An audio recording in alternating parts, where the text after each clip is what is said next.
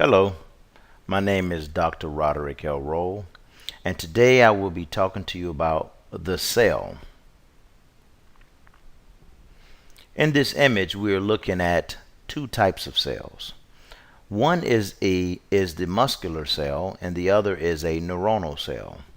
So the neuronal cell is orange, and it separates. It separates into 3 to 5 tentacles, where the tentacle attaches to the long cylindrical structure. That is the neuromuscular junction. So that is a muscle cell that the neuron is attaching to. So in this image, we have two cells. So a cell is very, very small. You would need something like a microscope to see it.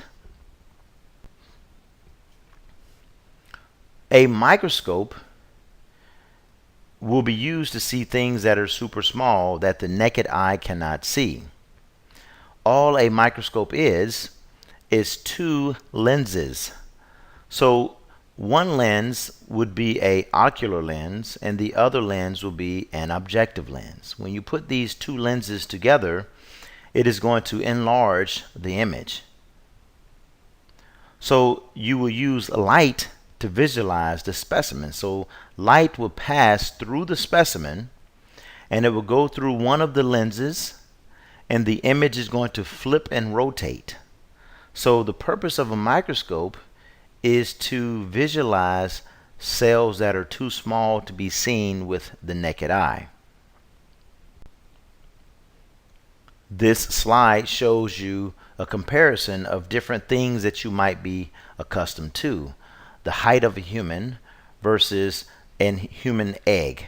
So a frog egg is roughly a little bit bigger than 1 millimeter. That is one line, the distance from one line to one line on a ruler that we used in lab. Now a human egg is much smaller. It is 100 times smaller than a frog egg. What's smaller than a human egg is a plant cell or an animal cell. They are roughly around 100 to 10 micrometers, very small. Then we have the mitochondria. The mitochondria is about the size of a small bacteria. Bacteria are about the size of 1 micrometer. But the smallest bacteria has been known to be 100 nanometers.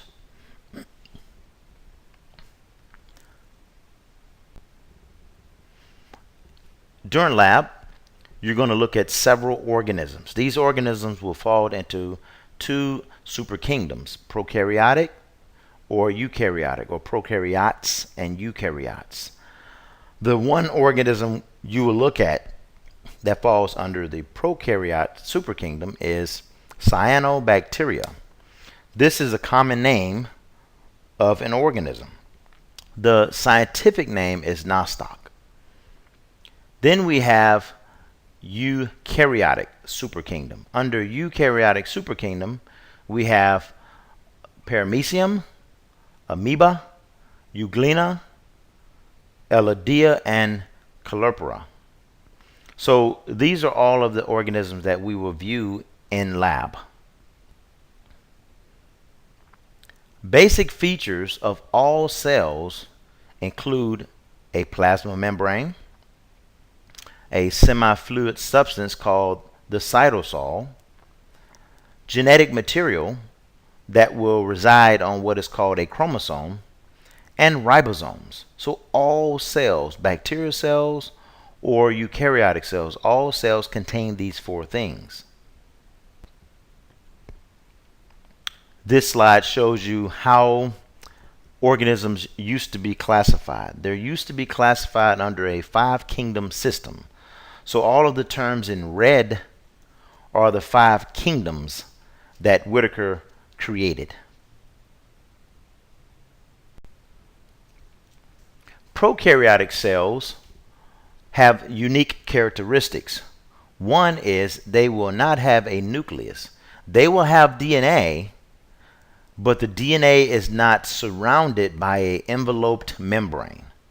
So therefore, wherever you see the DNA in bacteria, we're going to say the bacteria is in a nucleoid region. Also, bacteria do not have membrane-bound organelles, so you will not see things like the mitochondria or the endoplasmic reticulum in prokaryotes.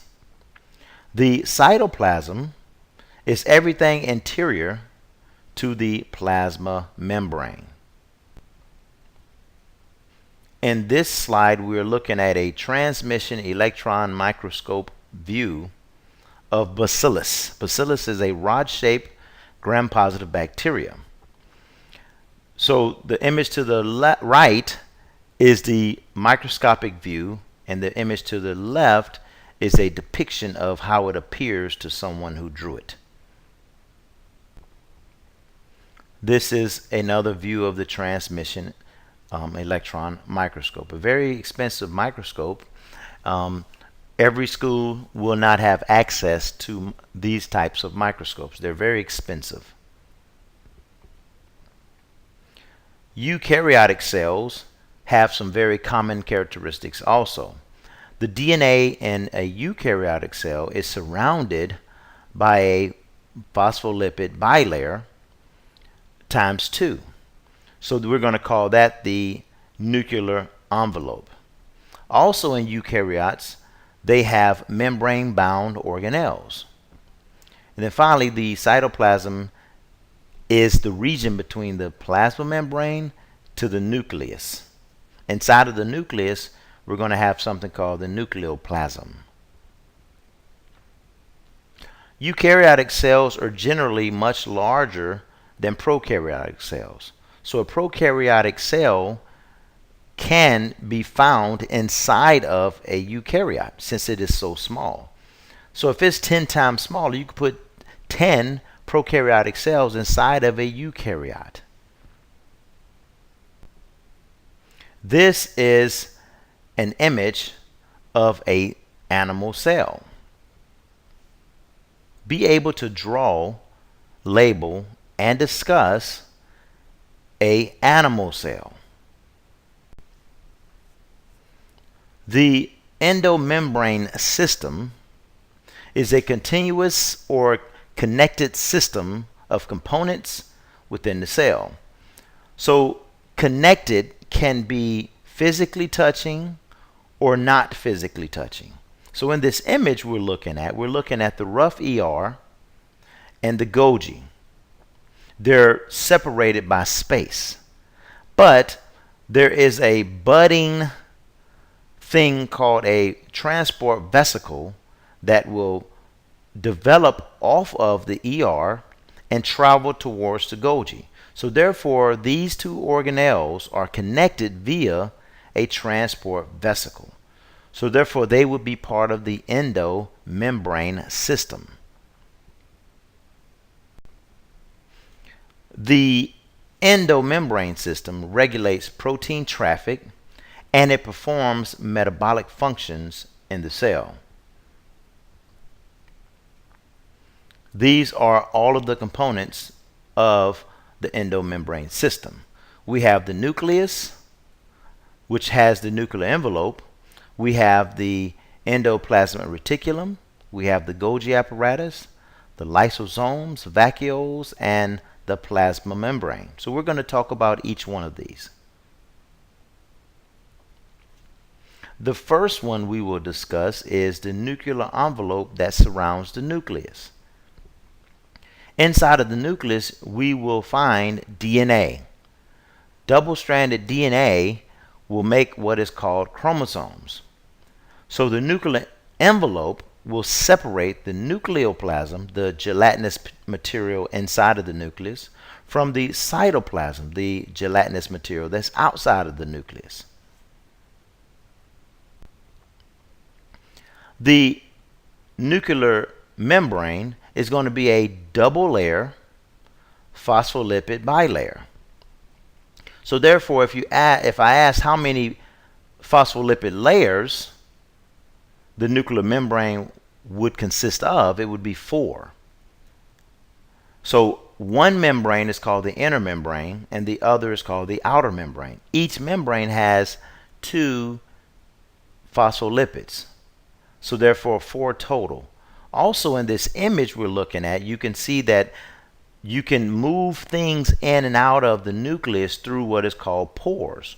So they are called a nuclear pore. The nuclear pore is nothing but a series of proteins that are embedded in the inner and outer membrane to allow things to come in and out. And finally, what also is attached to the nuclear envelope is ribosomes. And ribosomes are the protein factory. This is where proteins will be made.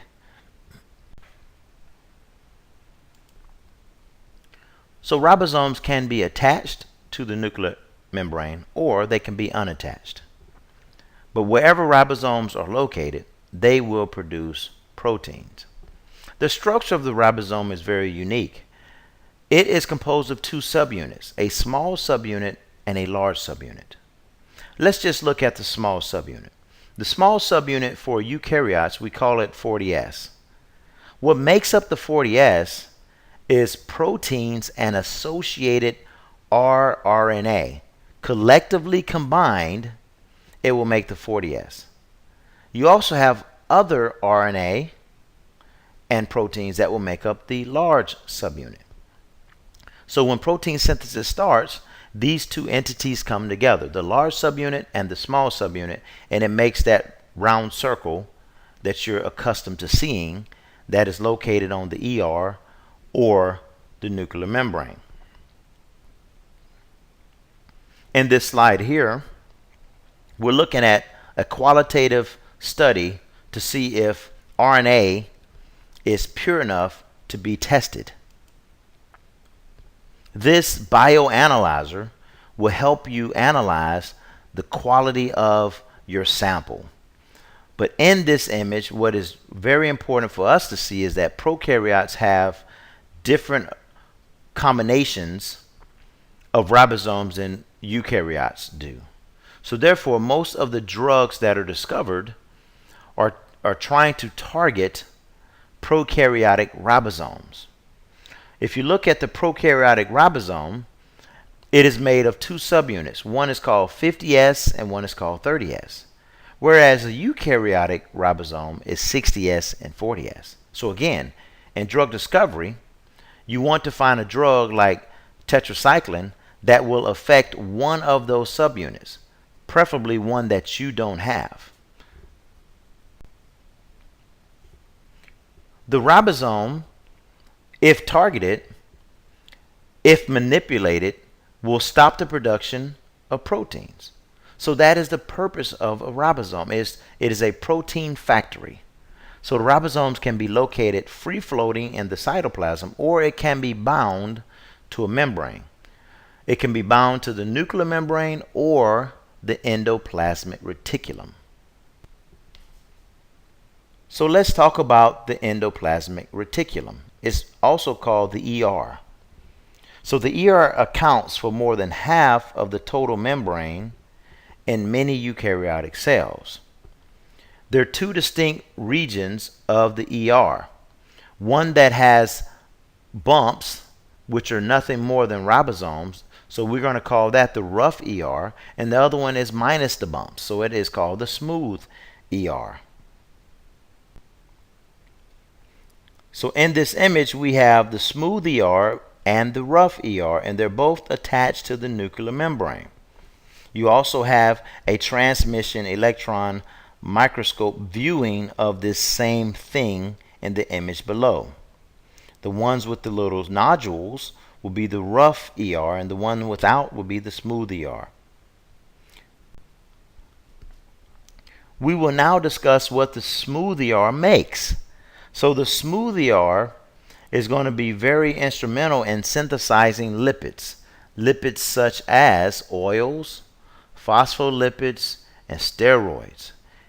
It also can make new membrane. One example that I'll talk about is steroids. So the cells in the body that produce steroids are very unique. Wherever those cells are, their smooth ER is going to be beefed up versus the cells that do not produce a steroid will not have excess smooth ER. So for example, in the testicles of a male, in the testicles, he has cells that produce testosterone. So those cells, if you did a cross section of that cell, the smooth ER would be beefed up. Let's give it a number. Let's say you had 2 inches of the smooth ER in a testicle cell. In a neuronal cell, you might only have 1 inch. Why? Because a neuronal cell does not need to make testosterone versus a testicle cell would need to make it. Secondly, the smooth ER is going to help break down carbohydrates. Thirdly, the smooth ER can store calcium. So again, let's think about beefing something up. In a muscle cell, you know that muscle cells are involved in contraction.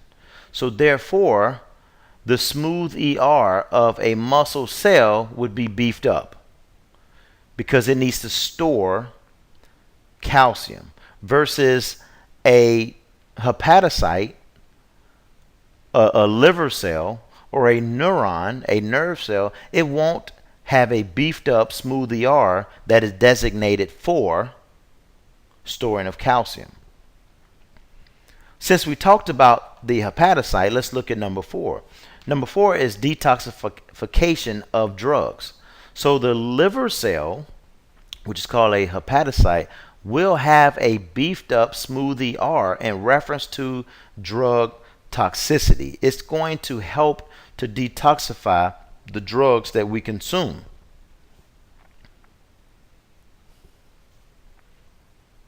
So when your body is exposed to drugs like alcohol, the liver cell, which is called the hepatocyte, will increase its production of smooth ER and the associated detoxification enzymes.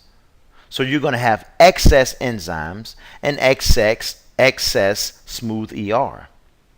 This is going to lead to tolerance. So if you know that person that is able to drink 15 beers and you can only drink 2 beers, the reason they can drink 15 is because of tolerance. They have developed excess smooth ER and excess detoxification enzymes to deal with the increase of alcohol that they consume. So detoxification is not a good thing. Detoxification requires the addition of an hydroxyl group. So think of these drugs as needing to be charged in order for it to fall into solution. Once it falls into solution, then enzymes can break it down. So drugs such as phenobarbital and barbiturates, they are going to be charged by adding a hydroxyl group. Once we charge it, now it can be solubilized. Now enzymes can attack it and start to break it down. What happens through this process is you're going to have liver enlargement, which is called hepatomegaly. This is not a good thing. Let's spend some time talking about the rough ER. The rough ER contains ribosomes, so therefore it's going to be a protein factory. So proteins such as insulin will be produced from the rough ER. So insulin is not produced in all cells in the body. So think of where insulin is produced in the pancreas. So in the pancreas, the pancreatic cells will have a beefed up rough ER because it needs to produce this protein. Also, the rough ER is a place for a membrane factory. So excess membrane that need to be made, it will be made in the rough ER. Next, we'll look at the Golgi apparatus. The Golgi apparatus consists of flattened membranous sacs called the cristae. So I call the Golgi apparatus the UPS center of the cell. It is going to receive a package. This package is going to fuse with the first flap. The first flap is called cisternae number 1. It goes into that space, and it is going to be modified. Then it will bud off of that first flap and go to the next flap. It is going to be modified again in the second cisternae. Then it goes to the third cisternae, the fourth, and the fifth. When it leaves the last cisternae, it buds off, and it leaves what is called the trans face of the Golgi apparatus. So when this transport vesicle brought the product to the Golgi apparatus, it came into the cis face of the Golgi apparatus.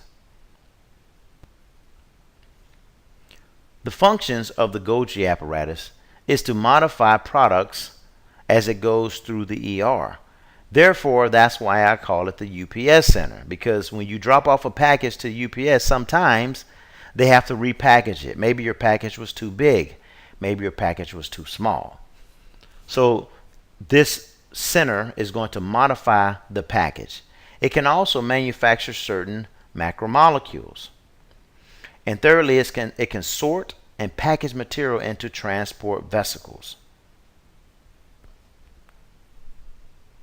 This video that I would like you to look at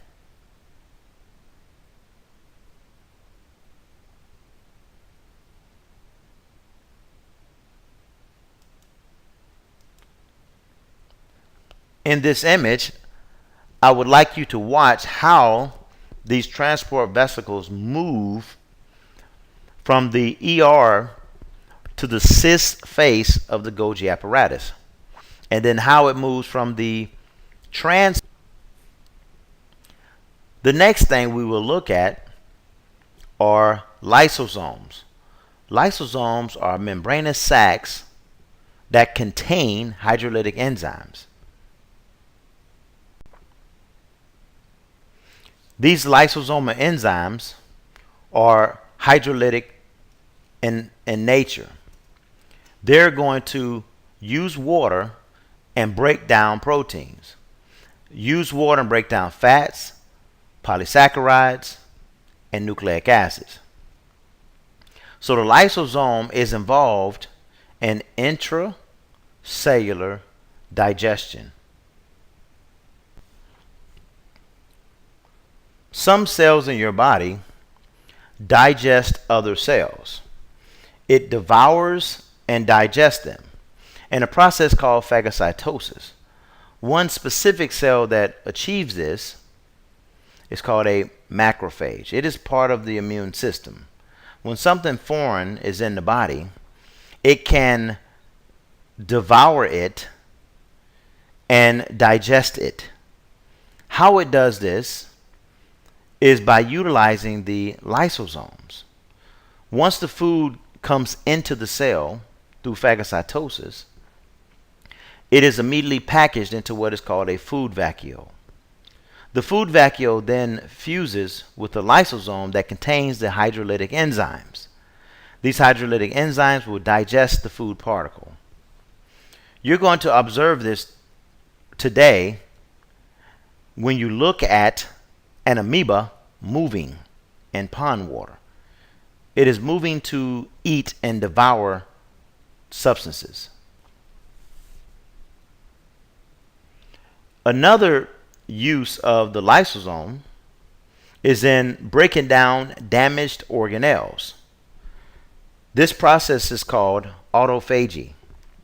If you drink a lot and you damage the smooth ER of a hepatocyte, then you need to recycle those smooth ER.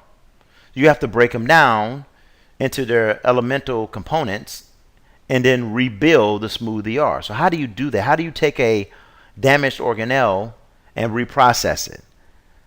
You use the lysosomes. So this process is called autophagy. This shows autophagy again, and it shows an electron microscopic view of this process occurring.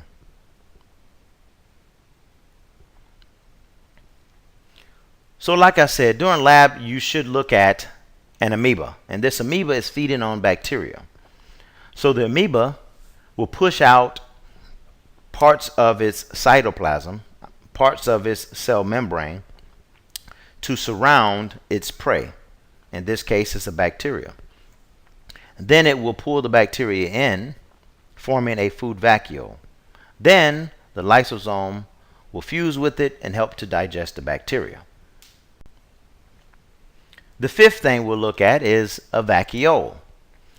Vacuoles are large vesicles derived from the ER and the Golgi apparatus. Vacuoles perform a variety of functions in different kinds of cells. And this image we're looking at below, this is a plant cell with a large vacuole. This vacuole helps to give turgor pressure. Turgor pressure will create the firmness seen in plants.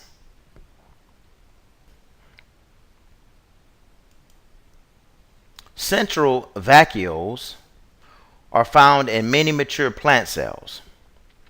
These central vacuoles can hold organic compounds, and it can hold things like water. Like I said earlier, this will be seen in plants. It helps to give turgor pressure. It helps to give firmness instead of wilting or limpness.